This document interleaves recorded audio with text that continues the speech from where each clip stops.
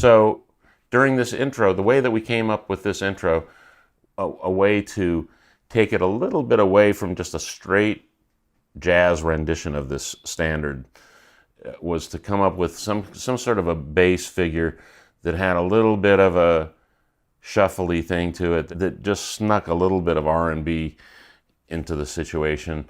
And I think I had a figure that was somewhat similar to what Christian ended up with, and then he kind of took it and ran with it and did a really nice thing with it. But that way we get away from some of the drawbacks of having just bass starting the song, because it's a memorable little figure and it's a little kind of hook. So we set up to have him do that, and then Candace would enter with the vocal.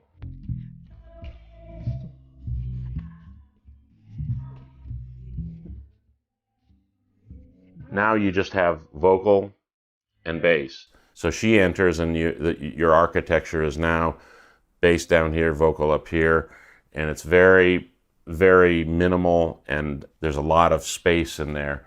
And then we actually kind of worked out for her to enter on piano with a very kind of simple but angular series of chords, and that's how she enters. To live, devil may care. No cares and woes, whatever. Still a lot of space, though, a lot of space, and then she'll come back in with one other statement of a series of chords.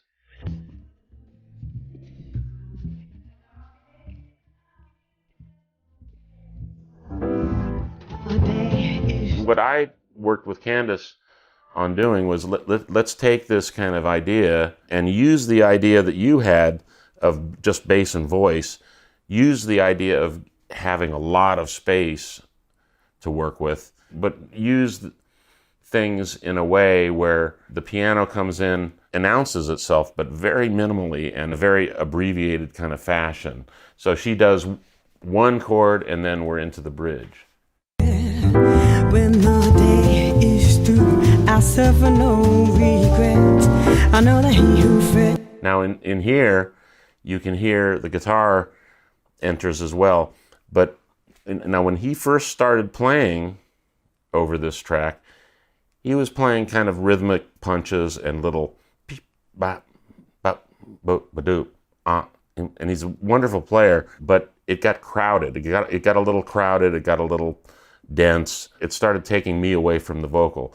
So what I said to him is, why don't you try drifting through here with kind of elongated phrases, things that are almost floating through, now we've got the drums pinning it down on the bottom with the bass. You're the floater, like just kind of wend your way through around the vocal. And so he played this. When the day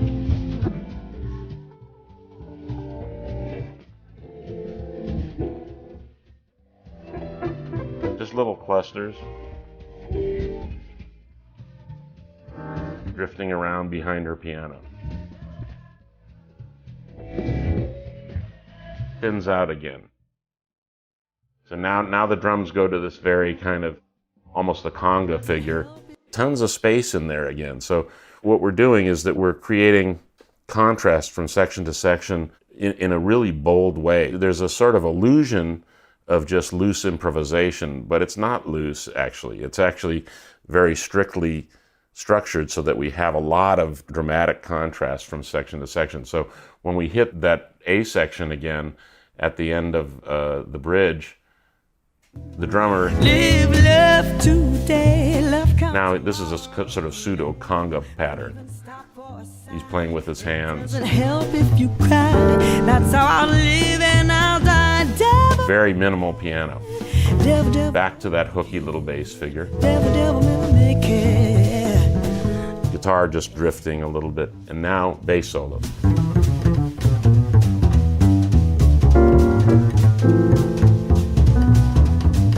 Now what I worked with Candace on in this section, in this bass solo, was making her comping very minimal and making each spot count, As you can hear, she's just hitting little pressure points in there. He takes the first part of the bridge and she just pins down the little turnaround at the end of that. And also, we've got the brushes going behind it, so we've got this kind of nice fabric of continuity going on, as opposed to a bass solo just with no rhythm, which is the way that she was at first wanting to do this, you know. So let's play through the bass solo here.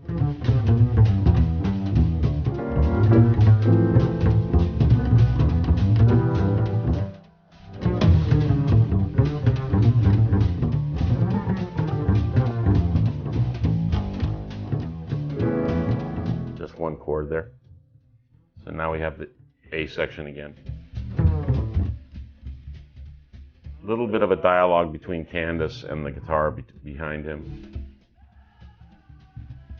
And then she comes in with that vocal ad-lib at the end, which is something that just happened spontaneously. And I said, oh, you got to do that, because it brings us, very subtly, it brings us back to the vocal, you know. Before she starts singing the lyric at the verse there, we're brought back in, and then we're back into the verse here.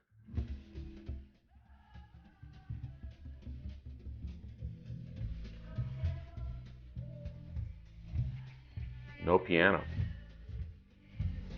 just that drifting guitar. Again, just hitting the pressure point. Tons of space. Bridge. Gets denser, she's playing more.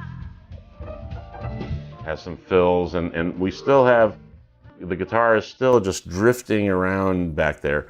You have some elements that are nailing things rhythmically, and you have some things that are just sort of providing a smear in the background. This kind of works really well to me, and it's much more structurally effective than just having players sort of drifting around in a kind of random sense, where you have you're totally reliant on serendipity to provide elegance of structure. And this, by the way, this also is one reason that I tend to really like to record, even in a jazz situation like this. I like to have as much isolation as possible, because that way, of course, then you can be selective, and you can mute if something happens spontaneously, as it often does. You have a transition and you have a figure that's coming up to a transition point.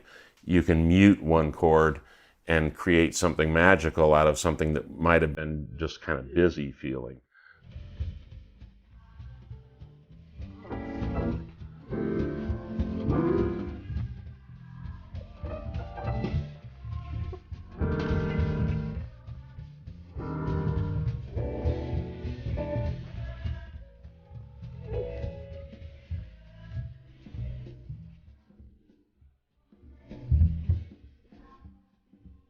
Now we're back to the verse with all this room. Back to Christian's figure, the little R&B thing. Now we're into this little idiosyncratic tag that Candace had put together, and a little twist at the end to end on a major seventh there. I guess the principle of all of this is that you can take something that's a very standardized thing that you're doing, which is the song is. It's a old form. It's like the simplest kind of Tin Pan Alley form that you can think of. For all intents and purposes, and for anyone just sort of examining it in a casual manner, it sounds like jazz. Oh, that's some nice jazz. But it has much more clarity of structure and a very specific structural development than you would find on 99% of the jazz records that you listen to. And this is something that, at least in my thinking, I think it helps non-jazz fans to get in on it, that it has that kind of contrast and it has that kind of development. They might even not be conscious of the fact that it makes it easier for them. They'll just think, that's some nice jazz, but in fact, the reason that they can think that and not think, oh God, this is, this is some complicated music. I don't know if I want to listen to this, is because there's that kind of clarity and that kind of, and the space in it so that they can really concentrate on the words still and focus on the voice. Because as in pop music, and really the same principle is true, that the vocal is a huge part of the situation. That's, for most people, they enter a track via the vocal. So, the more things that you put in the way of that, and that are kind of impediments, or that are busy things that are drawing your attention away, you're creating roadblocks, emotional roadblocks for people to get in on the thing. I think that quite a few of the records, the jazz records that I hear made in recent years, are marginally successful in a compositional sense, kind of because of a perception that some artists and musicians have, that in order for the recording to have integrity and to be true to the music, that they shouldn't be hampered by structural guidelines and being sort of having their spontaneous flow of creativity interrupted by structural considerations. And I end up going back to older jazz records I'd say 80% of the time when I want to listen to something and enjoy it, because the thing about a lot of the records that were made, especially in the 50s and 60s by jazz artists, they were thinking like this automatically. They were considering contrast and structural development and motivic development and all these kind of ideas, because the music was the state of things as far as the development of jazz was in a place where there was a certain kind of maturity to a lot of the players, the best players playing, where they would come to that automatically, because if they just sort of started, it was termed often to me blowing their brains out, which was like, guys just playing everything they know in every song. If they did that, they knew that it was tough to connect with people, and people got bored with it. And so there evolved this kind of beautiful sense of developing a solo in a, not methodical in a systematic sense, but in a rational way, where one thing led to the next, and there was space, and there was a lot of structural development, the kind of structural development that you find in classical composition, but spontaneously.